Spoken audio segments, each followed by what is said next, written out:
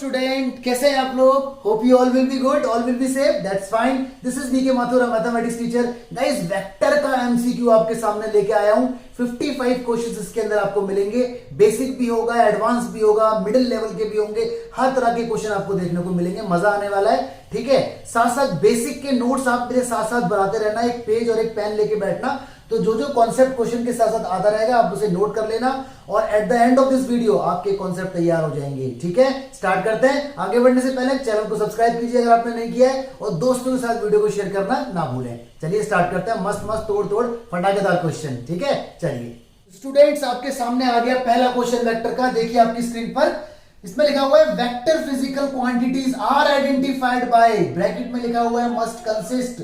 याद कीजिए, physical quantities दो टाइप की होती हैं, एक स्केलर और एक वेक्टर। स्केलर के अंदर मैग्नीट्यूड होता है, डायरेक्शन नहीं होती, और वेक्टर फिजिकल क्वांटिटी के अंदर मैग्नीट्यूड भी होता है और डायरेक्शन भी होती है। ये मैग्नीट्यूड है क्या? अरे भाई, एक नंबर है, एक वैल्यू है जो किसी पर्टिकुलर फिजिकल क्वांटिटी को डिफाइन करती है।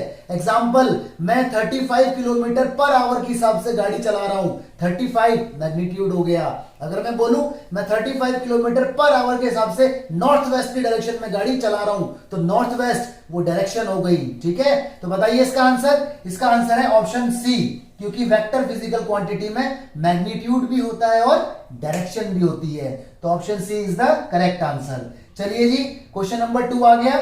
बोला है which is not available in scalar physical quantities. Scalar physical quantities में क्या नहीं होता? डायरेक्शन नहीं होती। मैग्नीट्यूड तो दोनों में होगा, डायरेक्शन नहीं होती। बताइए इसका आंसर। तो option C is the correct answer, direction नहीं होती। क्वेश्चन नंबर 3 आपकी स्क्रीन पर आ गया। थोड़ी सी स्पीड ज्यादा है क्योंकि क्वेश्चन बहुत इजी है।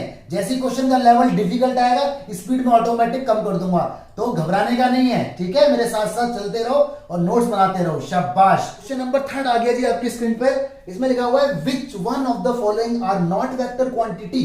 कौन कौन सी वेक्टर क्वांटिटी नहीं है? बताइए। मोमेंटम वेक्टर क्वांटिटी, क्योंकि इसके अंदर मैग्नीट्यूड भी होता है, डायरेक्शन भी होती है। वेट वेक्टर क्वांटिटी है। Electric field intensity vector quantity है। वर्क स्केलर क्वांटिटी होता है। तो इसका आंसर डी होगा, मतलब work is not vector quantity. Question number 4 देखिए, which one of the following are not scalar quantities. अच्छा जी, मास स्केलर होता है, वॉल्यूम स्केलर होता है, टेम्परेचर स्केलर होता है, फोर्स स्केलर क्वांटिटी नहीं होता। फोर्स एक वेक्टर फिजिकल क्वांटिटी होता है। तो इसका आंसर डी होगा।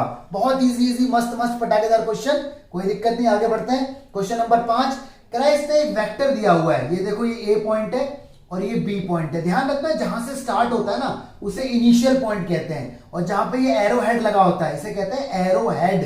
ठीक है, तीर का निशान, एरो हेड।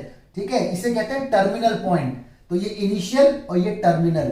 ठीक है, या ये टेल या ये हेड। इसने क्या मांगा है कि टर्मिनल पॉइंट कौन होगा? तो भाई कौन होगा? बी होगा। B is the correct answer.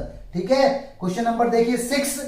इसने कहा angle made by vector with positive x, y and z axis are known as. अच्छा, मतलब 3D की बात हो रही है। ये आपकी 3D, ये हो गई x एक्सिस, ये हो गई y एक्सिस, ये हो गई z एक्सिस। ठीक है, कुछ टीचर इसको y और इसको z बोलते हैं, या किसी को भी बोल सकते हैं, कोई दिक्कत वाली बात नहीं है। 3 एक्सिस है। कोई भी लाइन अगर यहां से जा रही है तो वो लाइन, सपोज करो ये कोई लाइन है, तो इस लाइन में x एक्सिस के साथ क्या एंगल बनाया, y के साथ क्या एंगल बनाया, z के साथ क्या एंगल बनाया, ये अल्फा, ये बीटा और ये gamma.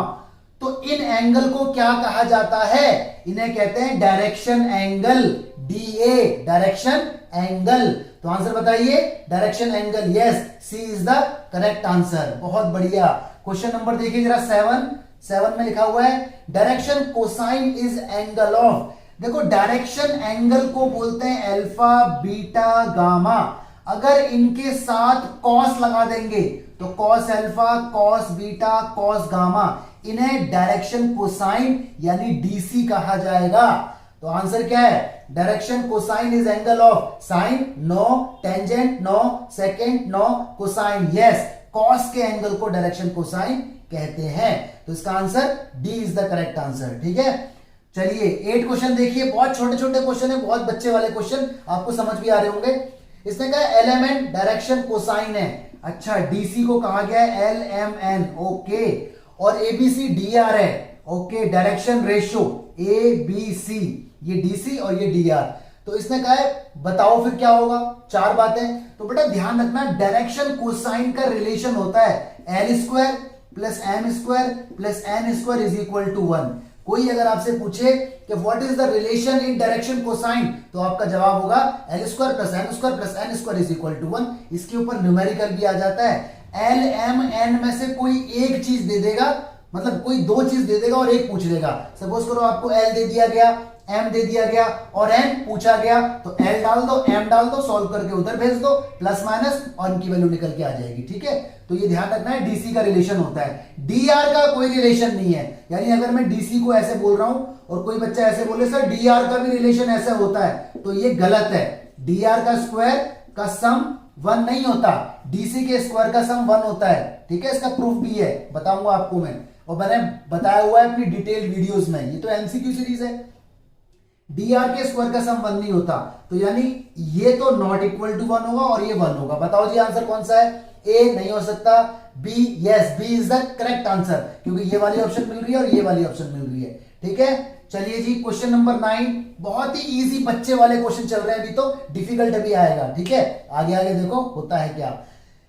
Zero vector initial and terminal point. भाई जीरो वेक्टर वो होता है जिसका इनिशियल पॉइंट भी सेम होता है आईपी इनिशियल पॉइंट, और टर्मिनल पॉइंट भी सेम होता है टीपी टर्मिनल पॉइंट। यानी यही इनिशियल है और यही टर्मिनल है। अगर इसका नाम ए है तो मैं इसको ऐसे बोलूंगा ए वेक्टर, क्योंकि जहां से शुरू वहीं पर खत्म, तुमसे शुरू तुम पर ही खत्म। ठीक है, तो इनिशियल ये है और टर्मिनल भी यही है। तो बताइए जी इसके बारे में क्या है। इसने कहा अपार्ट, मतलब इनिशियल टर्मिनल अलग अलग नहीं हो सकता। कोइंसाइड, हाँ कोइंसाइड हो रहा है भाई, क्योंकि कोइंसाइड का मतलब एक ही के ऊपर एक, ओवरलैप करना, तो यानी बी आंसर हो सकता है। सेम, सी भी आंसर हो सकता है। डी क्या बोल रहा है? बोथ बी एंड सी, तो भाई डी इज द आंसर। ठीक है, क्योंकि कोइंसाइड बोलो या सेम बोलो, बात एक है। ठीक है, चलिए जी क्वेश्चन नंबर 10 आपकी स्क्रीन पर आ गया बच्चा पार्टी। इसने कहा है टू कोलिनियर वेक्टर। अच्छा, कोलिनियर वेक्टर मतलब इस तरह से देखो, ये पैरेलल भी हो सकते हैं, एक के ऊपर एक भी हो सकते हैं, इन्हें कहते हैं कोलिनियर वेक्टर।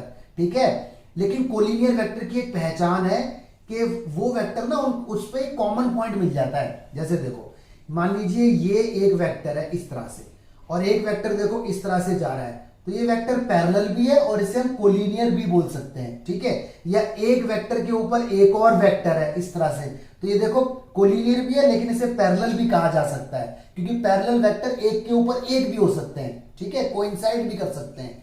तो बताइए इसका आंसर। इसने कहा कोलिनियर वेक्टर में डायरेक्शन इज सेम, हाँ सेम है बिल्कुल ठीक, लेकिन अपोजिट भी हो सकती है। मान लो एक वेक्टर ये रहा और एक वेक्टर ये रहा, तो डायरेक्शन अपोजिट भी हो सकती है, तो ये भी कोलिनियर है, ये भी पैरेलल है। ठीक है, अभी इसके बारे में डिटेल आएगी और ज्यादा बताऊंगा, अभी वेट करो। आगे का है डायरेक्शन इज अपोजिट, ये भी सही है। आगे का है डायरेक्शन मेक सेम और अपोजिट, ये भी सही है। और डी नन, तो मेरे ख्याल से इसका आंसर सी आना चाहिए। क्यों? क्योंकि अगर वेक्टर कोलिनियर है तो डायरेक्शन सेम भी हो सकती है और अपोजिट भी हो सकती है। सो सी दोनों बातों को फुलफिल कर रहा है, इसको भी और इसको भी, तो सी इज द करेक्ट आंसर। ठीक है, आगे देखिए, एक डायग्राम आपकी स्क्रीन पर आ रहा है और डायग्राम आपको इधर दिख रहा है साफ साफ। क्वेश्चन नंबर 11 में इसने मांगा है हमसे कोलिनियर वेक्टर, अभी लिख देते हैं। क्वेश्चन नंबर 12 में हमसे मांगा है इसने इक्वल वेक्टर, अभी लिख देते हैं। और क्वेश्चन नंबर 13 में इसने हमसे मांगा है को इनिशियल वेक्टर। अरे वाह, सारी थ्योरी आ रही है। कोलिनियर वेक्टर का मतलब पैरेलल वेक्टर, डायरेक्शन सेम हो या अपोजिट हो। तो बताओ जरा डायग्राम में कौन कौन से वेक्टर कोलिनियर हैं। देखो ए वेक्टर पैरेलल है सी वेक्टर के साथ, और सी वेक्टर के ऊपर ही डी वेक्टर भी बना हुआ है, तो ये सारे कोलिनियर वेक्टर हैं। क्यों? देखो ध्यान से देखो, अगर डायग्राम कुछ इस टाइप से आपको दिख रहा है, अगर इस वेक्टर को मैं आगे तक खींच दूं तो ये वाला वेक्टर इनके साथ पैरेलल नहीं हो जाएगा। देखो ये तो इसके साथ है ही, है ना, और ये वाला अगर आगे तक आ जाएगा तो इसके साथ भी तो पैरेलल है। अरे एक लाइन इतनी छोटी, एक लाइन इतनी बड़ी है, तो ये पैरेलल ही, लेंथ से थोड़ी कोई मतलब है। और देखो जहां सी है उसी के ऊपर ही डी भी जा रहा है, तो यानी ये सी और ये डी, तो ये भी कोलिनियर है। तो कोलिनियर वेक्टर हमें दिख गए ए सी डी। ठीक है जी, ठीक है, ए सी डी हमारे हो गए कोलिनियर। आगे इसने कहा इक्वल, इक्वल तो भाई डायरेक्शन भी सेम होनी चाहिए और मैग्नीट्यूड भी, लंबाई भी सेम और एरो हेड का साइन भी सेम। कौन कौन इक्वल है भाई? मुझे तो ए और सी इक्वल दिख रहा है बस, बाकी कोई इक्वल नहीं दिख रहा। क्या बी और डी इक्वल है? बी और डी का मैग्नीट्यूड तो देखो 3 है, बी का भी 3, डी का भी, लेकिन डायरेक्शन सबकी अलग अलग है। बी इधर भाग रहा है और डी नीचे की तरफ, लेकिन ए और सी ऊपर की तरफ भाग रहे हैं। डायग्राम में देखो ऊपर, तो इसका आंसर ये होगा। ठीक है, आगे देखिए को इनिशियल।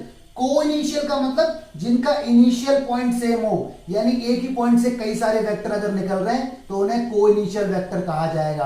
तो बताओ जरा इसमें कौन कौन से वेक्टर को इनिशियल है? तो ध्यान से देखो, मैं देख सकता हूं बी वेक्टर, सी वेक्टर और डी वेक्टर, ये को इनिशियल है, क्योंकि देखो एक ही पॉइंट से इधर निकल रहा है सी, नीचे की तरफ भाग रहा है डी और इधर भाग रहा है बी। ठीक है, तो ये इनका को इनिशियल है। तो आई थिंक आपको डायग्राम के हिसाब से बात पकड़ में आ गई होगी, पक्का। चलिए आगे बढ़ते हैं। क्वेश्चन नंबर देखिए 14 पे आ गए। क्या बात है, इसने तो तीनों क्वेश्चन एक ही बार में निपटा दिया है। 14 में देखिए जरा क्या कहा गया है। इसने कहा direction ratio and magnitude of vector. एक वेक्टर हमें दे दिया गया है आई माइनस का 2j प्लस का 3k। न्यूमेरिकल स्टार्ट हो गए, थ्योरी थोड़ी थोड़ी खत्म कम हो गई है। अभी स्टार्टिंग से हम थ्योरी पढ़ते आ रहे थे क्वेश्चन नंबर 14 तक, अब न्यूमेरिकल। देखो बेटा डायरेक्शन रेशो क्या होता है? डायरेक्शन रेशो को ए बी सी बोला जाता है। ठीक है, और आई का कोएफिशिएंट अगर वेक्टर है, जे का कोएफिशिएंट -2 होगा। ठीक है, अच्छे से लिख देता हूं, b इज इक्वल टू -2 और k का कोएफिशिएंट 3। तो देखो a की वैल्यू, b की वैल्यू, c की वैल्यू, इन्हें हम डायरेक्शन रेशो कहते हैं। ठीक है, तो कोई भी अगर वेक्टर आपको दिया होगा उसमें i j k के जो कोएफिशिएंट है वो direction ratio a b c कहे जाएंगे। चलो, इसने कहा मैग्नीट्यूड। लो जी, मैग्नीट्यूड आप लोगों को तो आता होगा निकालना, नहीं आता तो मैं बता देता हूं। वेक्टर का नाम अगर a है तो देखो इस तरह से लगाते हैं मैग्नीट्यूड, और मैग्नीट्यूड का फॉर्मूला होता है डायरेक्शन रेशो का स्क्वायर, यानी a का स्क्वायर 1, b का स्क्वायर 4, 3 का स्क्वायर 9, नेगेटिव पॉजिटिव हो गया √14। ये आंसर आ गया। एक बात और, डायरेक्शन रेशो को स्केलर कंपोनेंट भी कहते हैं। ध्यान रखना इस बात को, नोट्स बना लेना। डायरेक्शन रेशो को स्केलर कंपोनेंट, यानी किसी भी वेक्टर के आई जे के की जो कोएफिशिएंट है उन्हें डायरेक्शन रेशो बोल दो या स्केलर कंपोनेंट बोल दो, बात एक है। तो ये डायरेक्शन रेशो है और ये आपका मैग्नीट्यूड। कैसे निकालते हैं? अंडर रूट में स्केलर कंपोनेंट का स्क्वायर या अंडर रूट में डायरेक्शन रेशो का स्क्वायर। ठीक है, चलिए जी क्वेश्चन नंबर देखते हैं 15। आपकी स्क्रीन पर दिख रहा है क्वेश्चन। क्या कहा है इसने कहा है जी एक वेक्टर इक्वली इंक्लाइंड है। इक्वली इंक्लाइंड, देखो जब भी ये बात लिखी हो ना इंक्लाइंड, या जब भी ये बात लिखी हो एंगल, ठीक है, तो आप समझना ना डायरेक्शन कोसाइन की बात होगी, डीसी। और डीसी को एल एम एन कहते हैं, और एल निकालने का फॉर्मूला होता है ए अपॉन मैग्नीट्यूड। ठीक है, वेक्टर का मैग्नीट्यूड। एम निकालने का बी अपॉन वेक्टर का मैग्नीट्यूड, और एन निकालने का सी अपॉन वेक्टर का मैग्नीट्यूड। ठीक है, देखो ये एबीसी डायरेक्शन रेशो है जो अभी अभी निकाला था, और ये मैग्नीट्यूड भी निकालना आपको आता है, अंडर रूट में स्केलर कंपोनेंट का स्क्वायर, डायरेक्शन रेशो का स्क्वायर। तो हम डीसी ऐसे निकाल सकते हैं। तो अगर मैं फर्स्ट क्वेश्चन को देखूं, इसमें आई है, प्लस का जे है, प्लस का के है। पहले बताओ इसकी डी आर कितनी है? 1 है, 1 है, 1 है। ए बी सी, आई का, जे का, के का कोएफिशिएंट। अब निकालिए डीसी, या पहले ना इसका नाम रख लेते हैं हम ए। इसका निकाल दीजिए आप मैग्नीट्यूड। कैसे निकालते हैं बताओ तो? 1 का स्क्वायर, 1 का स्क्वायर, 1 का स्क्वायर √3। अब निकालो एल, कैसे निकलेगा? ए अपॉन मैग्नीट्यूड। तो ए कितना है? 1, तो 1 अपॉन √3। एम कैसे निकलेगा? बी अपॉन मैग्नीट्यूड यानी 1 अपॉन √3। एन कैसे निकलेगा? 1 अपॉन मैग्नीट्यूड यानी 1 अपॉन √3। ठीक है, सी अपॉन मैग्नीट्यूड। तो आपने देखा। अच्छा एक बात और है, एल आ गया, एम आ गया, एन आ गया। ठीक है, मैंने ठीक से नहीं लिखा, N is equal to 1 upon √3। आप यहां देख सकते हो कि एल एम एन तीनों इक्वल हैं। यहां भी देखो, ये भी जो ये आंसर है बिल्कुल प्लस का है, ये भी प्लस का है, ये भी प्लस का है। सारे आंसर ना सेम होने चाहिए, तभी तो इक्वल इंक्लाइंड होगा। तो एल एम एन जब इक्वल हो जाएंगे, देखो एल एम एन जब इक्वल हो जाएंगे तो उन्हें इक्वली इंक्लाइंड कहा जाएगा। अच्छा, तो ए तो भाई ऑप्शन ए इस बात को फुलफिल कर रही है कि ये इक्वली इंक्लाइंड है। आगे बढ़ते हैं, जरा बी देखो, आई माइनस जे प्लस के। भाई मैग्नीट्यूड तो √3 आएगा, लेकिन ये प्लस ये माइनस ये प्लस हो जाएगा। देखो आई जे के कोएफिशिएंट यानी माइनस का हो जाएगा, तो आंसर सेम नहीं आ पाएंगे। सी देखो, आई माइनस जे माइनस के, यहां पर ये प्लस, दोनों माइनस के। मैग्नीट्यूड तो √3 आएगा, लेकिन एल एम एन इक्वल नहीं आएंगे because of plus minus. D देखो यहां पर भी नहीं आएंगे, तो ए इज द करेक्ट आंसर। ठीक है, तो इसका आंसर ए था। तो ध्यान रखना जब भी इक्वली इंक्लाइंड की बात होगी बच्चों तो हमेशा आपको डायरेक्शन कोसाइन निकालनी है। ठीक है, क्वेश्चन नंबर 16 आपकी स्क्रीन पर आ गया। कह रहा है position vector of point which divide the join of point with position vector. देखो पोजीशन वेक्टर या पॉइंट एक ही बात है। पोजीशन वेक्टर को पॉइंट कहा जाता है, जरा समझना। अगर मान लो मैं बोल दूं कि पॉइंट मेरे पास इतना है 2 3 4 और मैं अगर इसको बोल दूं कि इसका पोजीशन वेक्टर बताओ, तो देखो ऐसे लिखूंगा मैं 2i प्लस का 3j प्लस का 4k। दिखने में आपको ये वेक्टर दिख रहा है लेकिन ये वेक्टर नहीं है, ये पोजीशन वेक्टर है, कोई पर्टिकुलर कोऑर्डिनेट है। तो जब भी देखो अगर ये वेक्टर होता तो सिर्फ वेक्टर लिखा होता, वेक्टर बस। अगर वेक्टर है तो उसका मतलब कुछ लेंथ है, कुछ लंबाई है। अगर लिखा है इसमें पोजीशन वेक्टर तो उसका मतलब ये डॉट है, बस कोई पॉइंट है, तो ये कोई पॉइंट है। ठीक है, तो किसी भी पॉइंट को जो इस टाइप से होगा वेक्टर की फॉर्म में लिख देते हैं तो उसे पोजीशन वेक्टर कहा जाता है। तो पोजीशन वेक्टर अगर ऐसा आ गया तो आप उसे पॉइंट भी बना सकते हैं। ठीक है जी, तो ये बात जरा नोट करके अपने नोट्स में लिख लो और समझ लो। तो बच्चों इसने कहा है कि दो पोजीशन वेक्टर है, यानी एक पॉइंट ये रहा और एक पॉइंट ये रहा। पहला पॉइंट है a प्लस बी, ठीक है, ये पॉइंट है। ठीक है, और दूसरा पॉइंट है 2a माइनस बी। ठीक है जी, ये कोई पॉइंट है। ओके, अगर मैं इन्हें मिला दूं तो दो पॉइंट को तो मिला सकता हूं, दो पॉइंट को देखो मैंने मिला दिया। ओके, तो कोई पॉइंट है जो इसको डिवाइड करता है 1:2 रेशो में, यानी कोई एक और पॉइंट है जो इसको 1:2 रेशो में डिवाइड करता है। एक्चुअल डायग्राम तो कुछ और होता है, मैं तो आपको सिर्फ आइडिया दे रहा हूं कि ये कोई पॉइंट है जिसका नाम ये है, ये कोई पॉइंट है जिसकी वैल्यू ये है, और कोई एक और पॉइंट है जो इसको 1:2 में डिवाइड करता है। ठीक है, इसको बोल देता हूं मैं P, इसको बोल देता हूं Q और इसको बोल देता हूं R। ये R है ना। और देखो फॉर्मूला बन गया इंटरनली। याद करो 10th क्लास से आप लोग पढ़ते आ रहे हो सेक्शन फॉर्मूला। 10th में भी पढ़ा था, 11th में भी पढ़ा था, 12th में भी पढ़ा है। सेक्शन फॉर्मूला तीन होते हैं, एक मिड पॉइंट, एक इंटरनली और एक एक्सटर्नली। ठीक है, क्वेश्चन के अंदर लिखा होता है जो भी है, अगर नहीं लिखा है तो आप इंटरनली मान के चलो। मिड पॉइंट होता तो लिखा होता, एक्सटर्नल लिखा होता तो लिखा होता। ठीक है, कुछ नहीं लिखा तो इंटरनली मान के चलो। तो इसने कहा है वो वेक्टर बता दो, मतलब ये R बता दो। तो इंटरनली का फॉर्मूला देखो ये होता है m b vector plus n a vector upon m plus n, ये फॉर्मूला है। अगर एक्सटर्नल बोला होता तो यह माइनस आ जाता। अब ये b वेक्टर कहां है, ये पूरा b वेक्टर है, या मैंने इसे q बोला है ना तो आप ऐसे करके बोल दो q वेक्टर। मैंने इसे p बोला है तो आप ऐसे करके बोल दो p वेक्टर। जैसा देश वैसा देश। ठीक है, बताओ जी m कितना है, ये m होता है स्टार्टिंग वाला, बाद वाला n होता है। तो भाई m कितना है 1, q कितना है 2a माइनस b। ठीक है, n कितना है बच्चों 2 और p कितना है a प्लस b। तो देखो स्पीड मेरी ऑटोमेटिक कम हो गई। ठीक है, m और ये 2। तो जैसे ही क्वेश्चन थोड़ा सा मुश्किल आएगा स्पीड ऑटोमेटिक कम हो जाएगी, लेकिन ये तो बहुत ईजी है, आपको समझ में तो आ ही रहा है। ठीक है, अब कर दीजिए गाइस इसकी मल्टीप्लाई, तो ये हो जाएगा 2a minus b, it's okay. 2 अंदर जाएगा तो 2a plus 2b, it's okay. Upon में तो 3 रहेगा। आगे देखो 2a और 2a 4a हो गया, और माइनस का b और प्लस का 2b, प्लस का b हो गया, अपॉन में 3। This is my result. तो यानी ये कोई वेक्टर है, यानी r की वैल्यू ये है जो इन दोनों को इस रेशियो में डिवाइड करती है। तो क्वेश्चन बहुत ज्यादा इजी है, बिल्कुल मुश्किल नहीं है, डरने की जरूरत नहीं है। ठीक है, बताइए आंसर। तो आंसर इसका डी होगा। ठीक है, अब तक बहुत इजी क्वेश्चन थे, धीरे धीरे लेवल बढ़ता चला जाएगा। क्वेश्चन नंबर देखिए गाइस 17 आपकी स्क्रीन पर आ गया।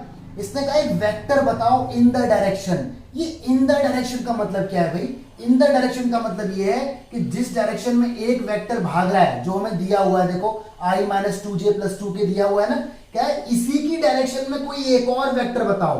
तो यानी जिस डायरेक्शन में ये भाग रहा है उसी डायरेक्शन में कोई एक और वेक्टर भाग रहा है। हो सकता है वो इससे लंबा हो या हो सकता है वो इससे छोटा हो, ये मैटर नहीं करता। ठीक है, तो इन द डायरेक्शन का मतलब ये होता है कि जो वेक्टर दिया हुआ है उसी की हेल्प लेनी है, ये हमारी हेल्प करेगा, इसी की डायरेक्शन में चलेगा, इसी के पैरेलल चलेगा, पैरेलल या इसी के साथ चलेगा, या कोलिनियर चलेगा, या इसी की डायरेक्शन में चलेगा। इससे लंबा हो छोटा हो इससे कोई फर्क नहीं पड़ता। तो जहां पर भी इन द डायरेक्शन आ जाए आप समझ जाना इसी की डायरेक्शन में। ठीक है, दैट हैज मैग्नीट्यूड 15। अच्छा, तो देखो जो ए वेक्टर आपको दिया हुआ है इसका नाम रख लो पहले, ए वेक्टर जो आपको दिया हुआ है। I है माइनस का 2j है प्लस का 5k है, बिल्कुल यही है, बिल्कुल 2k है, सॉरी, तो यहाँ पे 2k है, ठीक है। इसने कहा है इसकी डायरेक्शन में ही एक वेक्टर निकालो जिसका मैग्नीट्यूड 15 होना चाहिए, यानी मैग्नीट्यूड 15। इसका मैग्नीट्यूड हमें कोई मतलब नहीं है, इसका मैग्नीट्यूड क्या है, हमें तो उसका मैग्नीट्यूड 15 चाहिए जो हमें निकालना है। तो मान लो लेट बी क्या है, बी हमारा रिक्वायर्ड वेक्टर है, रिक्वायर्ड मतलब जो हमें चाहिए, ठीक है। इसका मैग्नीट्यूड 15 होना चाहिए और ये इसी की डायरेक्शन में भागेगा, जिधर ये भाग रहा है उधर ये भागेगा। तो देखो एक फॉर्मूला होता है, B vector is equal to required magnitude, यानी हमें 15 चाहिए, और अपॉन जिसकी डायरेक्शन में निकालना है उसका यूनिट वेक्टर। तो ये फॉर्मूला आप जरा याद रखें, एक बार फिर सुन लें। जो आपको वेक्टर निकालना है जितने भी मैग्नीट्यूड का, उतना तो मैग्नीट्यूड रख दो, इसने कहा है 15 तो 15 रख दो, और जिसकी डायरेक्शन में निकालना है उसका यूनिट वेक्टर निकाल लो। ये कैप है, कैप का मतलब यूनिट वेक्टर। यूनिट वेक्टर क्या होता है अभी सीख लेते हैं। यूनिट वेक्टर ऐसे निकालते हैं, वेक्टर के अपॉन में मैग्नीट्यूड ऐसे निकाला जाता है यूनिट वेक्टर। तो जरा निकालिए गाइस, 15 ऐसे रहेगा, ए का यूनिट वेक्टर यानी इसी के अपॉन में आई माइनस का 2j प्लस 2k, इसी के अपॉन में इसका मैग्नीट्यूड, तो इसका मैग्नीट्यूड निकलेगा अंडर रूट में आई के कॉफिशिएंट का स्क्वायर 1, जे के कॉफिशिएंट का स्क्वायर 4, के कॉफिशिएंट का स्क्वायर 4। आंसर आ गया कितना, 4 4 8 1 9, 9 बाहर आ जाएगा, ठीक है। 3 से 15 कट हो जाएगा, 5 बचेगा, 5 की मल्टीप्लाई, तो 5a माइनस का 10j प्लस का 10k इज योर आंसर, ठीक है। तो ये याद रखें, जो भी वेक्टर हमें निकालना होगा, जितने भी मैग्नीट्यूड का निकालना होगा, उस मैग्नीट्यूड से मल्टीप्लाई कर दो रिक्वायर्ड वेक्टर जिस डायरेक्शन में भाग रहा है उसमें।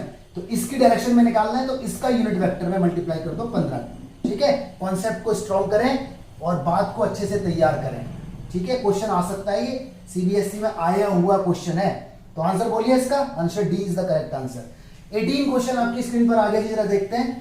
गिवन वेक्टर पी क्यू, अच्छा पी क्यू हमें एक वेक्टर दिया हुआ है गाइस, कितना है ये है 2i, ठीक है, प्लस का j है, ओके, माइनस का 3k है, ठीक है। Position vector of point P, position vector बोल रहा है मतलब पॉइंट की बात हो रही है। P मतलब P हमें मालूम है, ये PV है, PV मतलब पोजीशन वेक्टर, ये पूरा वेक्टर है। देखो मैं बोलूं ना वेक्टर तो कुछ लंबी सी चीज लाइक एरो हेड, मैं बोलूं पोजीशन वेक्टर तो कुछ डॉट, कुछ पॉइंट, तो इतना आप ध्यान रखना, ठीक है। वेक्टर लंबी सी चीज, पोजीशन वेक्टर डॉट, वेक्टर लंबी सी चीज, पोजीशन वेक्टर डॉट, इतना आप याद रखो, ठीक है।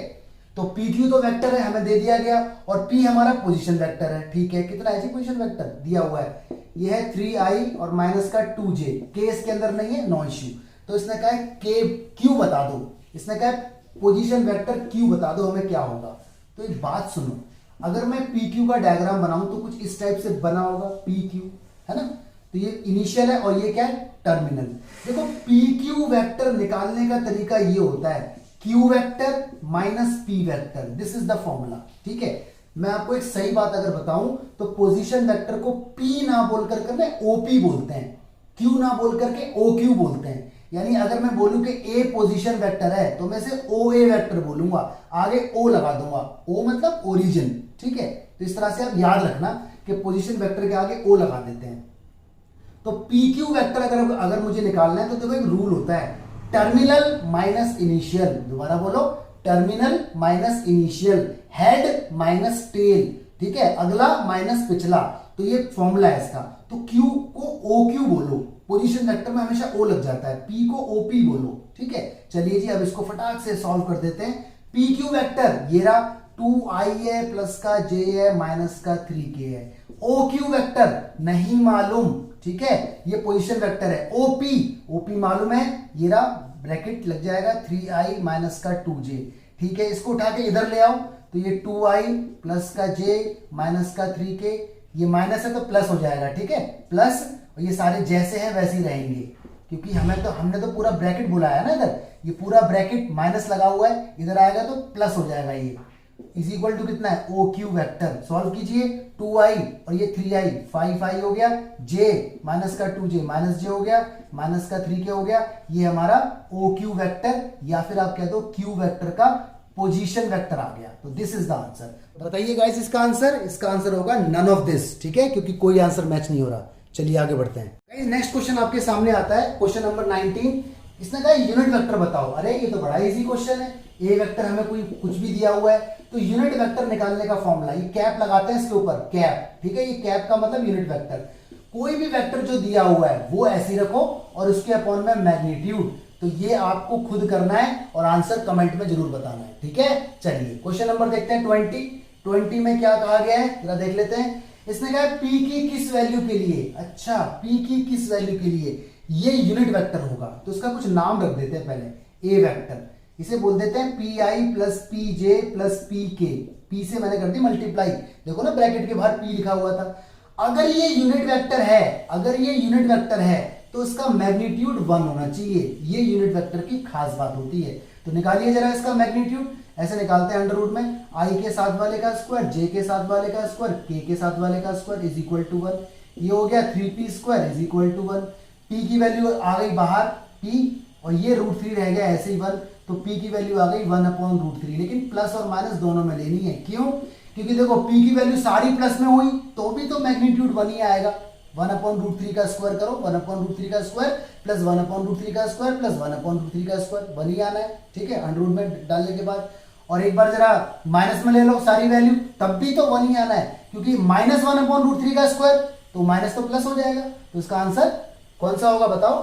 सी इज द करेक्ट आंसर। चलिए जी 21 देखते हैं गाइस, क्या कहा 21 ने, न्यूमेरिकल स्टार्ट हो चुके हैं। तो इसने कहा ए बी कोई वेक्टर है, ठीक है जी, ए बी हमें एक वेक्टर दिया हुआ है। कितना है भाई साहब ए बी वेक्टर?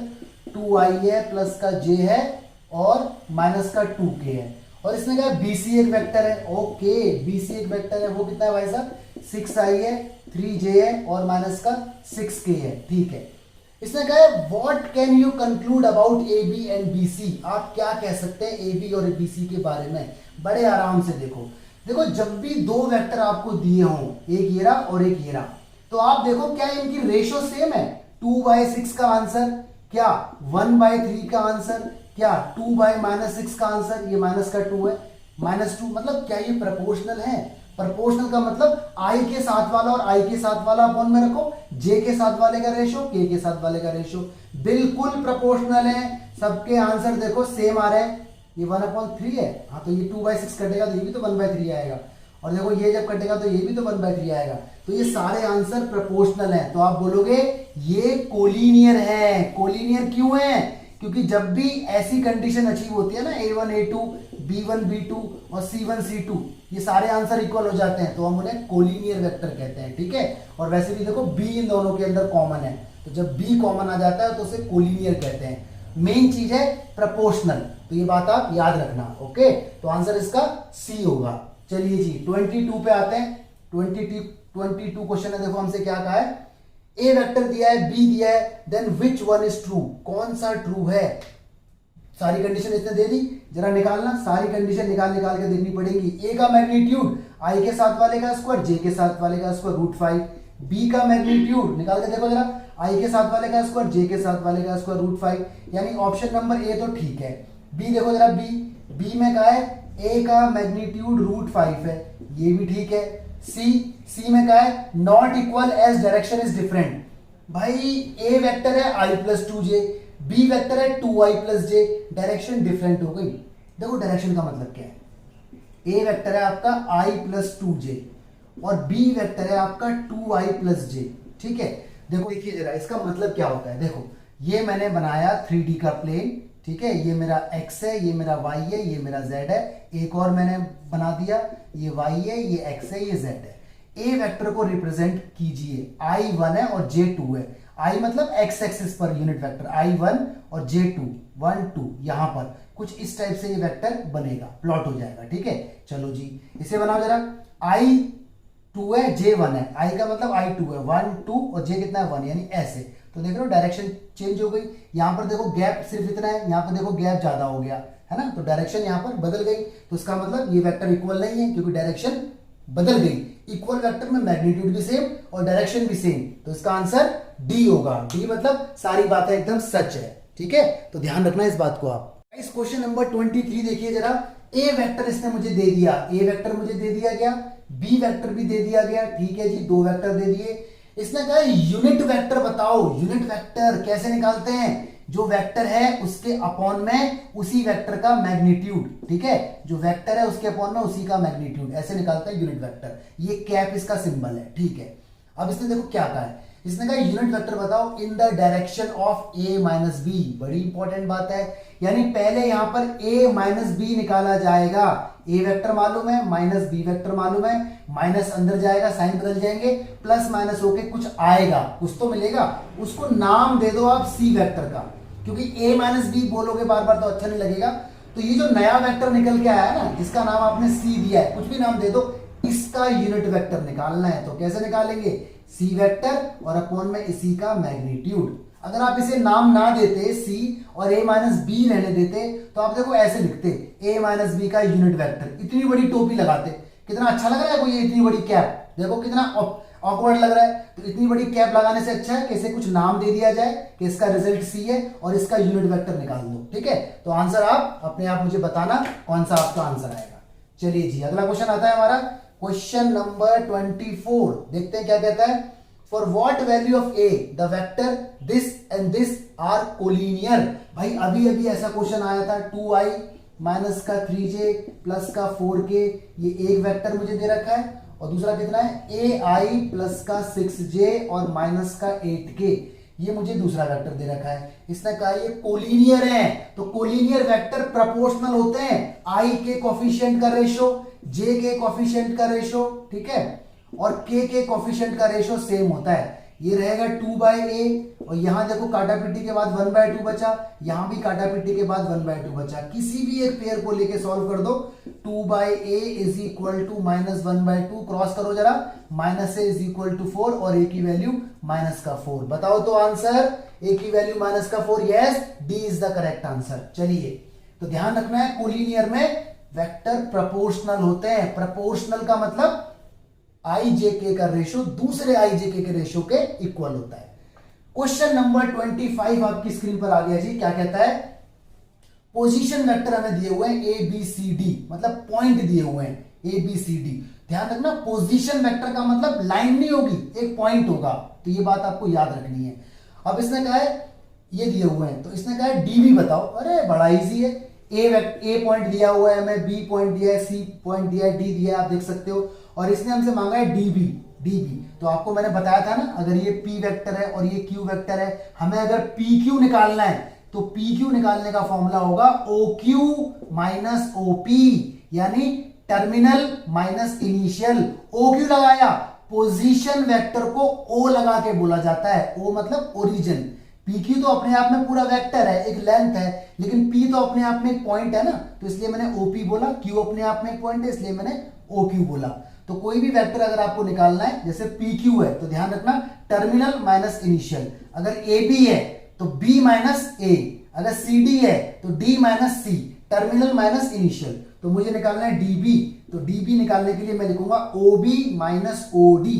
ये ध्यान रखना, O B minus O D, यानी बी कौन है? टर्मिनल, टर्मिनल माइनस इनिशियल, ठीक है। बताओ जरा ओ बी वेक्टर, देखो जरा क्वेश्चन के अंदर बी वेक्टर कितना दिया हुआ है, बी दिया हुआ है, लिख दो यहाँ पे। ओ डी वेक्टर, देखो डी वेक्टर कितना दिया हुआ है, ए माइनस 2b दिया हुआ है। बहुत बढ़िया, सॉल्व कीजिए। b माइनस का a, ये प्लस का 2b हो गया, और सॉल्व करने पर 2b और b कितना हो जाएगा? 3b minus a is the answer. और देखिए जरा आंसर को कौन सा है, 3b माइनस a, यस, हाँ जी। तो अपने आंसर को टिक लगाइए फटाफट, शाबाश। क्वेश्चन आ गया जी आपके सामने, वैल्यू ऑफ लैम्डा बताइए। अच्छा, दो वेक्टर दिए हो आपको, 2i प्लस जे प्लस 3k। एक है 2i प्लस जे प्लस 3k, ठीक है जी, पहला वेक्टर। इसको ए वेक्टर का नाम भी दिया जा सकता है, और दूसरे वेक्टर को नाम दे दो बी का। वो दिया हुआ है आई कैप माइनस लैम्डा जे कैप और प्लस का 4k कैप, ये दूसरा वेक्टर है। और भारी भरकम वर्ड लिखा हुआ है ऑर्थोगोनल। तो प्यारे बच्चों, ऑर्थोगोनल का मतलब जरा ध्यान रख लें, इसका मतलब परपेंडिकुलर होता है। परपेंडिकुलर कोई ऑर्थोगोनल वर्ड बोलते हैं, ठीक है, ध्यान रखना। अब देखो रूल है, जब भी दो वेक्टर परपेंडिकुलर होंगे तो उनकी डीआर का डॉट, उनकी डीआर की मल्टीप्लाई का सम हमेशा 0 आएगा, ये याद रखना है। प्रॉपर्टी जैसे पैरेलल कोलिनियर में अभी आपने देखा था ना प्रोपोर्शनल होते हैं, ऐसी ऑर्थोगोनल में मल्टीप्लाई 0 के बराबर आती है। तो बताओ जरा कीजिए, लगा दीजिए फटाफट से फॉर्मूला A1 A2, या फिर आप एक बात और बोल सकते हैं कि इन दोनों का डॉट 0 आना चाहिए। देखो जब भी दो वेक्टर आपस में परपेंडिकुलर या ऑर्थोगोनल होते हैं तो उनका डॉट हमेशा 0 आता है, ठीक है। ये डॉट ही हो रहा है, एक तरीके से डॉट हो रहा है। और एक बात और है, आई की डॉट आई में होगी या जे की डॉट जे में होगी या के की डॉट के में होगी, हमेशा 1 रिजल्ट आता है। ये फॉर्मूला है, ठीक है। तो आई की आई में होगी तो 1 और 2 की 2 में हो जाएगी, 2 हो गया। कोफिशिएंट की कोफिशिएंट में माइनस लैम्डा, क्योंकि जे जे तो 1 हो गए। कोफिशिएंट की कोफिशिएंट में प्लस का 12 इज इक्वल टू 0। और भाई साहब लैम्डा मुझे आता हुआ दिख रहा है 14। क्या आ रहा है आंसर? बिल्कुल आ रहा है आंसर। टिक लगा दीजिए, कहां पर? 14 पर। चलिए जी, अगला क्वेश्चन आपकी स्क्रीन पर आता है, जरा देखिए क्या कहता है क्वेश्चन आपका, क्या कह रहा है, पढ़ो आराम से एक बार।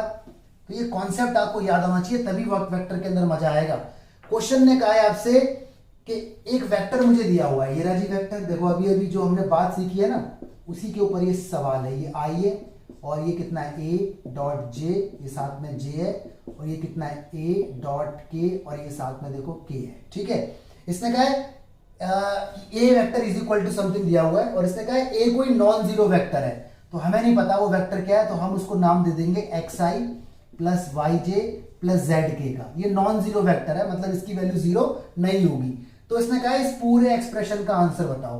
तो ध्यान से देखना जरा, देखो ए की डॉट हो रही है आई में, ए मेरा ये है, इसकी डॉट अगर आई में होगी तो आई की आई में होगी तो एक्स आएगा, आई की जे में होगी तो 0, आई की के में होगी तो 0। ये प्रॉपर्टी होती है कि I dot I, J dot J, के डॉट के इज इक्वल टू 1। और आई की डॉट अगर जे में हो या जे की डॉट अगर के में हो या के की डॉट अगर आई में हो तो इज इक्वल टू 0। ये खास बात है।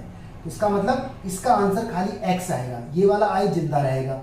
ए डॉट जे मतलब इसी की डॉट अगर जे में हो जाए तो जे की जे में होगी, ठीक है, ये वाई है, मतलब जे की जे में होगी तो वाई आ जाएगा, बाकी सब 0 0 हो जाएंगे। तो यानी यहाँ पे वाई जे आंसर आएगा। और ए की डॉट अगर इसी की डॉट अगर के में हो जाए तो के की के में होगी तो जेड आ जाएगा, ठीक है, तो वाई आ गया तो जेड आ जाएगा, बाकी सब 0 तो जेड के। तो ये मेरा इसका आंसर हो जाएगा। बताइए आंसर कौन सा है? ए इज द करेक्ट आंसर, ठीक है।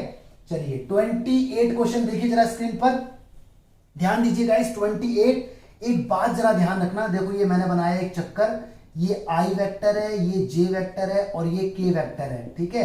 देखो आई की क्रॉस अगर जे में होगी तो आंसर के आएगा, जे की क्रॉस अगर के में होगी तो आंसर आई आएगा, और के की क्रॉस अगर आई में होगी तो आंसर जे आएगा। ये बात आपको याद रखनी है। अगर इसने रास्ता पलट दिया, डायरेक्शन बदल दी, लाइक उल्टा हो गया अगर ये कि जे की क्रॉस अगर आई में हुई तो आंसर माइनस के, यानी सब में माइनस आ जाएगा अगर रास्ता बदल दिया। तो क्वेश्चन नंबर 28 जरा देख लेते हैं। आई क्रॉस जे, ठीक है, डॉट में कौन है? के प्लस आई डॉट जे। तो आई क्रॉस जे, मेरा आई क्रॉस जे, आंसर क्या आ गया? के, ठीक है जी, बाहर डॉट है, के है। आई डॉट जे 0, अभी तो हमने सीखा है कि आई की डॉट जे में हो, जे की डॉट के में हो या के की डॉट आई में हो तो आंसर 0। ये डॉट है और ये क्रॉस बताया था मैंने, ये पिछले क्वेश्चन में बताया अभी। अब के की डॉट अगर होगी के में तो आंसर 1, क्योंकि आई की डॉट अगर आई में होती है तो 1 आता है, जे की डॉट जे में होती है तो 1 आता है, के की डॉट के में होती है तो 1 आता है। ये बातें याद रखने की है, लिख लो इन्हें, ठीक है। तो इसका आंसर 1 आ गया। बोलो आंसर, बोलो बोलो बोलो बोलो, कौन सा आंसर है? Yes, D is the correct answer. तो गाइज ये था आपके सामने वेक्टर का पार्ट 1। इसके अंदर क्वेश्चन का लेवल बहुत ज्यादा इजी था, बहुत ज्यादा बच्चों वाला। पार्ट 2 बड़ा इंपॉर्टेंट है, उसको जरूर देखना। उसके अंदर जो क्वेश्चंस आएंगे ना, उनका लेवल थोड़ा सा डिफिकल्ट रहेगा और बोर्ड पॉइंट ऑफ व्यू से क्वेश्चन काफी इंपॉर्टेंट रहेंगे, ठीक है। तो दोस्तों के साथ वीडियो को शेयर जरूर करना। Thank you so much, God bless you, stay blessed.